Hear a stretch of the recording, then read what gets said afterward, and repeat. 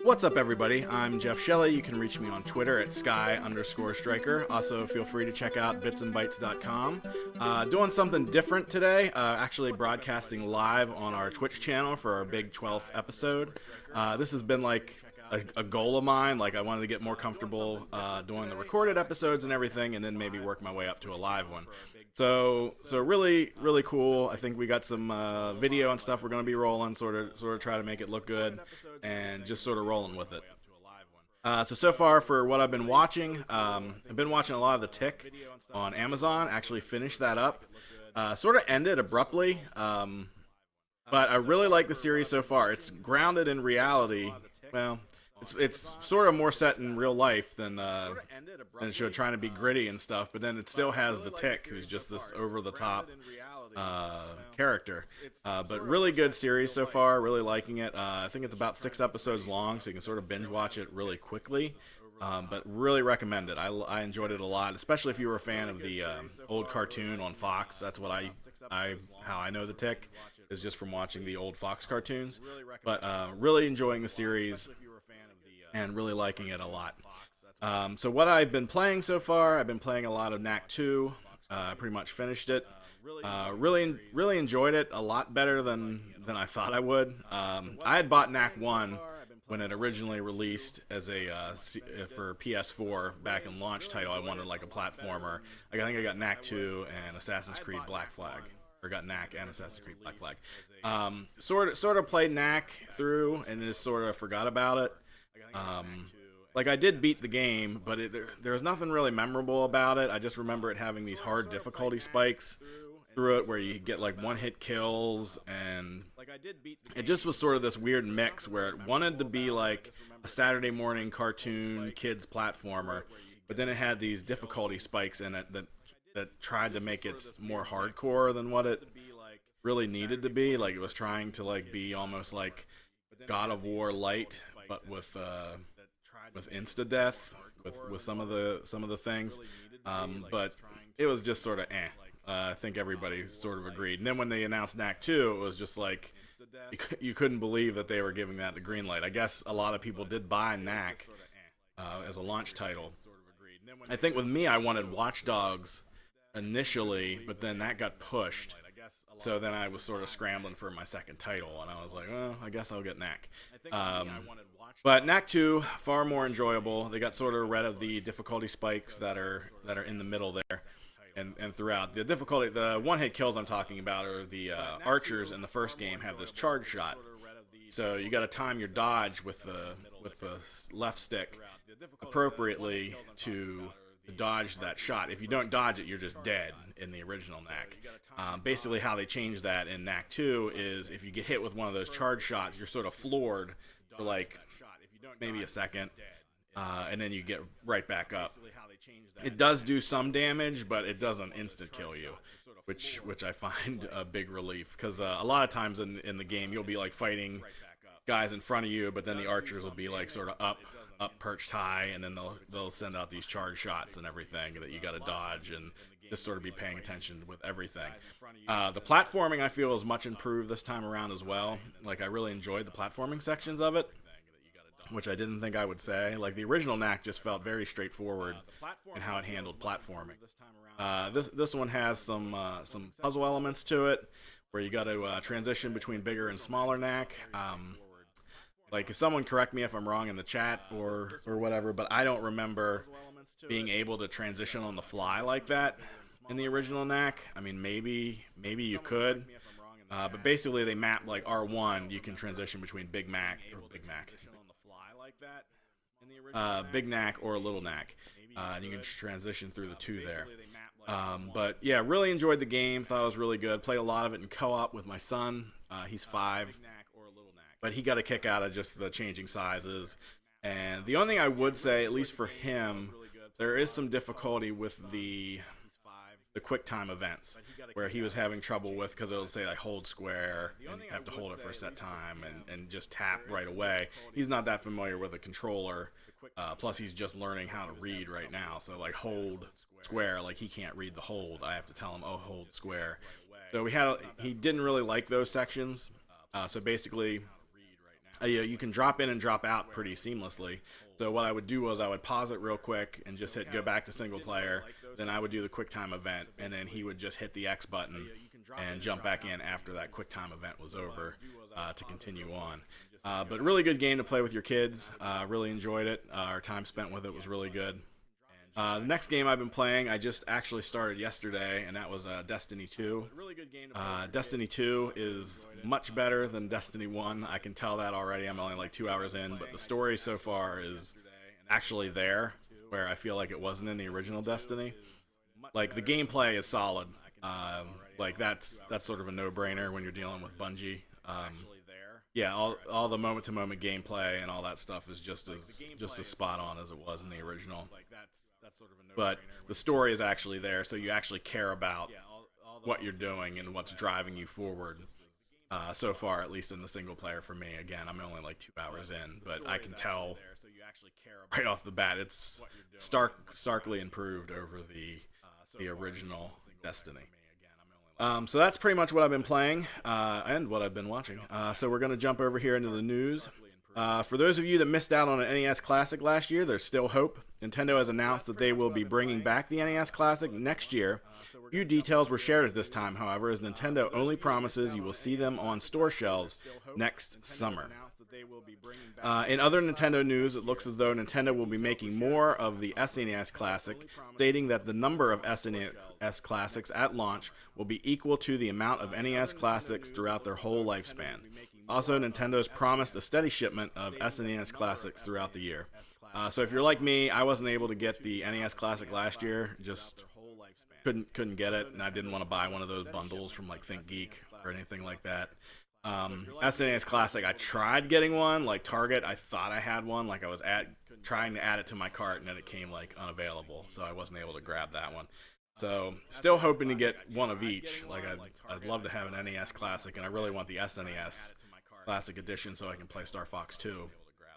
So, hopefully there'll be enough. I don't know, I feel a lot of them get bought out by, like, eBay scalpers and that kind of thing, that just buy, like, a ton of these and then drive the price up and start selling them for, like, hundreds of dollars.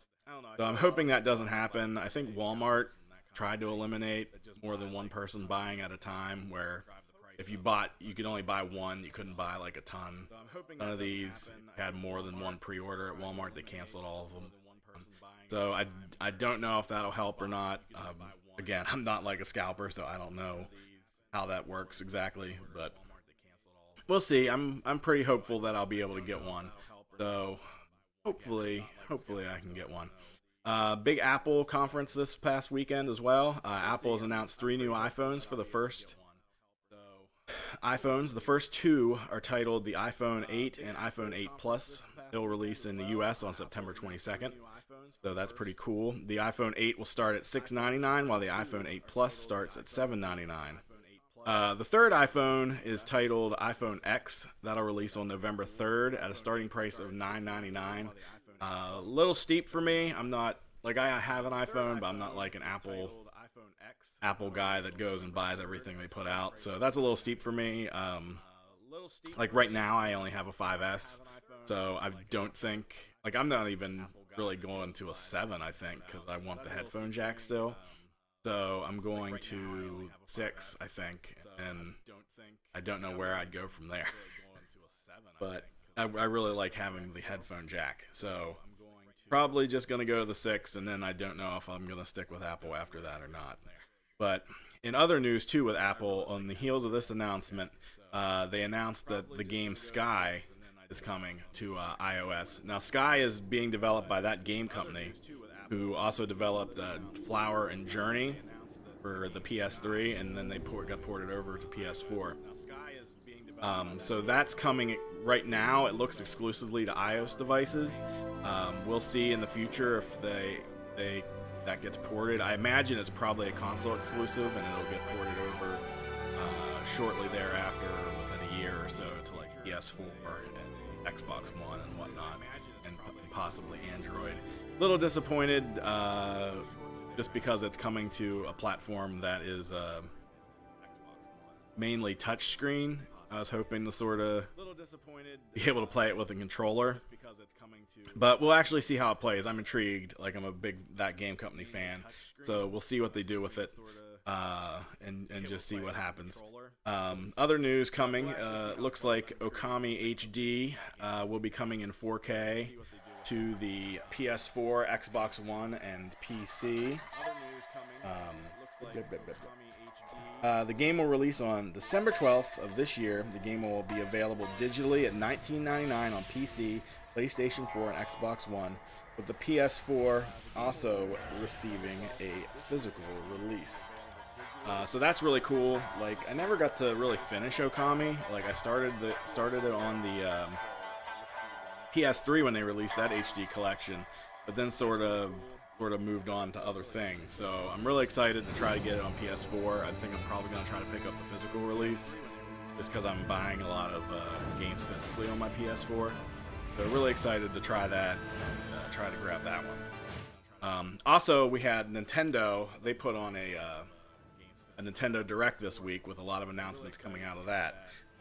Nintendo held a Direct. There's going to be a new Pokemon themed model, 2DS XL. The system resembles a Pokeball, and that'll be available November 3rd.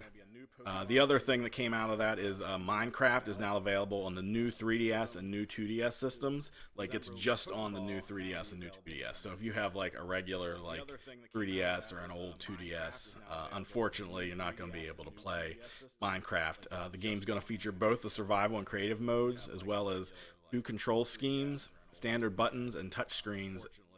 Touch controls. Additionally, it's going to include some special skins and texture packs. I imagine those will be the Nintendo themed ones that I think are also on the Wii U and in the Switch version. So I think that's the texture packs you're going to get. The Switch RPG Xenoblade Chronicles 2 now has a release date. I'm really excited for this. The game's going to release on December 1st, and will have its very own themed Pro controller. It's also releasing with a collector's edition. So that's really cool. They also announced 2 new Kirby games, one for 3DS and 2DS. First game is for 3DS and Kirby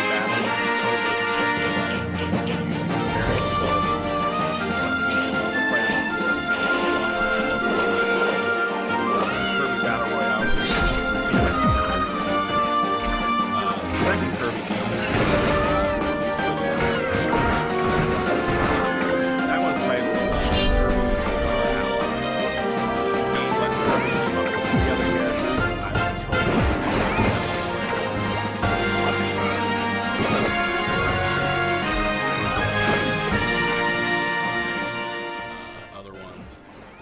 So that's going to be really Throw hearts and up to 3 enemies will become your allies. So really excited for that. Then we also got by working together, you can initiate is coming over to Switch. So we got a release date on that of November 17th. We also found out that there's 2 Bethesda games coming over. The first one being Doom, which was a big surprise to everybody. Doom's coming out. That's going to release in the holiday season of this year. The other one, which is even bigger news, I feel like, is Wolfenstein 2: The New Colossus, is coming sometime next year. Really shocked. I didn't expect those games to be able to run on a Switch. I'm imagining that they're both going to play in 720p no matter what, like handheld or plugged in to your TV. Not sure how they're working it. I'm waiting to see when someone releases a hands-on impression, because I want to see how it plays, if it plays just as smooth. I imagine, too, it's going to be down from 60 FPS to 30, most likely, and just to see what effect that has on like gameplay, especially for a game like Doom that is so fast and quick-paced, and you're just sort of chaining together these attacks, wondering how a 30 FPS version of that would play. But really cool. Did not expect that to happen at all, but really enjoying that. And so closing out the show was actually some more Mario announcements, which is really cool. So Super Mario Odyssey looks to be on track. It's still releasing October 27th of this year. We got the first look at a photo mode for it. which is really cool. You can take these cool pictures of Mario just in whatever pose you want him to be in. They have the new costumes, which I think you can buy with the coins and stuff. There's like two versions of coins. There's like the regular Mario coins you always get, and then there's like exclusive coins per each world. And I think you can use that to basically purchase these outfits and everything. They showed off like the construction Mario from Mario Maker and Tuxedo Mario. Right now on screen there's a couple of the new kingdoms like Metro Kingdom, Sand Kingdom, which are two of the ones we've already seen, but as it goes on you get to see some other kingdoms that we haven't seen. I think they show about like 8 or 10, and then they say there's even more. So that's really impressive. Like I thought there'd only be 8, but still that's really cool. And so like I can't wait to see what else they put out in the upcoming weeks and stuff as Mario comes out. And speaking of putting out, we're gonna see what games are coming out this week to the console nearest you. So PS4 is getting The Solus Project, Marvel vs. Capcom Infinite on the 19th. Hidden Dragon Legend releases the 19th. The Binding of Isaac Rebirth, Binding of Isaac Afterbirth releases September 19th. Then you have Echo, September 19th. Pankapoo, which releases September 20th. Project Cars 2, September 22nd. That's releasing a very little fanfare. I remember hearing about Project Cars, the first one, forever. Now it seems like Project Cars 2, they're just sort of pooping out. Like I haven't heard anything about it. Then the Lego Ninjago is getting a movie video game, which I probably will buy at some point because my son likes playing Lego games. For Xbox One, September 19th, you get Marvel vs. Capcom Infinite, Blackguards 2. September 20th, you get Super Hyderall, Morphight, and Pankapoo. September 22nd, you get Raiders of the Broken Planet, Project Cars 2, the Lego Ninjago movie video game, Serum Speedrunners from Hell, Tacoma Recut, Inc., and Caveman Warriors for Xbox One. That's all coming out this week, so start looking for those titles coming out tomorrow.